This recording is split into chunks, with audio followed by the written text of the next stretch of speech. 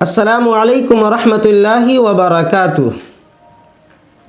حضرت ابو ہریرہ رضی اللہ عنہ سے روایت ہے کہ رسول اللہ صلی اللہ علیہ وسلم نے ارشاد فرمایا کہ ایمان کی 70 سے زیادہ شاخیں ہیں اور ان میں سب سے افضل شاخ لا الہ الا اللہ محمد الرسول اللہ کا کہنا ہے، اور سب سے ادنا شاخ تکلیف دینے والی چیزوں کو راستے سے ہٹانا ہے، اور حیا بھی ایمان کی ایک شاخ ہے۔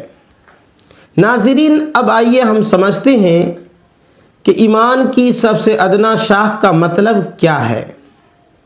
مطلب یہ ہے کہ اگر آپ راستے سے گزر رہے ہیں اور راستے پر اینٹ، پتھر، شیشہ، کانٹا یا کوئی ایسی چیز پڑی ہو جس سے چلنے والے کو تکلیف پہنچے، اسے اٹھا کر کنارہ کر دینا، یہ ایمان کی ادنا شاخ ہے۔ اب آئیے سمجھتے ہیں کہ حیا کی حقیقت کیا ہے۔